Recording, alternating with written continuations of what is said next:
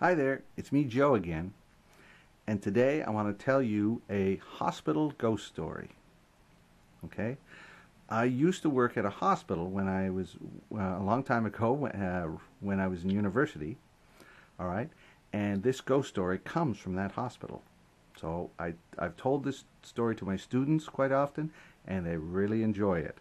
It's not funny, but they enjoy it because they like getting a little scare. All right. So I used to work at this hospital. It was a mental hospital. And at a mental hospital, the goal is to make people better, right? So they're thinking clearly and then they can go home and go live with their families and friends again. But some people have serious problems, so they have to stay and live at the hospital. That was the case where I worked. But those people who lived there, they also had jobs.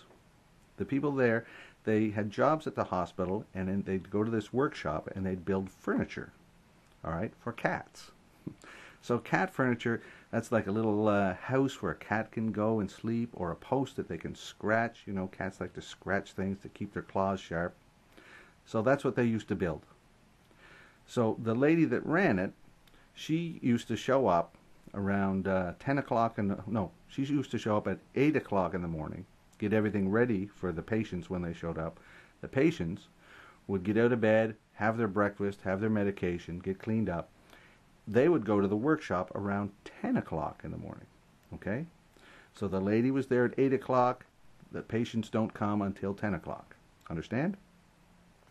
So this one morning, the lady, she unlocked the door and she was going in, and it's a great big workshop. It's a huge room, right? Lots of workbenches.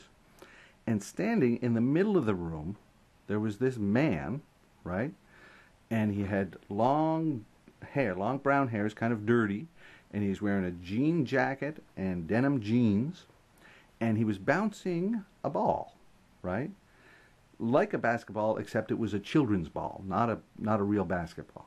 Okay? So she looked at her watch, and then she looked back at him and said, well, what's he doing here? Nobody's supposed to be here, and she just unlocked the door, so she was a little upset. Somebody had unlocked the door and let this guy in. So she started to walk towards him, and as we do in Canada, very politely said, excuse me. She was going to say, what are you doing here? Who are you? So, excuse me. But when she did that, as she was walking, the guy stopped bouncing his ball, and he disappeared. So this was bright and early in the morning, right? 8 o'clock in the morning. It's not dark. So the woman started freaking out. She was, ah! And she ran from the room and was running down the halls. And this is a hospital. It's very busy.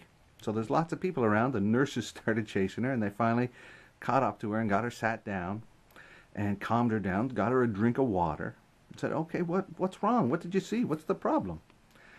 And she explained what she had just seen. She just saw somebody disappear, so she believes it was a ghost.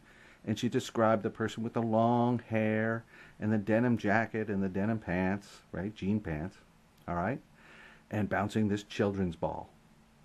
And when she's saying the story, there's a couple of older nurses who'd been there a long time. They started looking at each other. Wow, because the guy that she described was an old patient named Norman, and he had hung himself. Okay, all right. So the other lady, the one that ran the carpentry shop, the workshop, she never met that person before, but she was able to describe him almost exactly. And the nurses got freaked out too. So those are the kind of stories that you hear when you work somewhere that's very, very old and kind of creepy. So I hope you enjoyed the story, and I hope you enjoyed the lesson. See ya.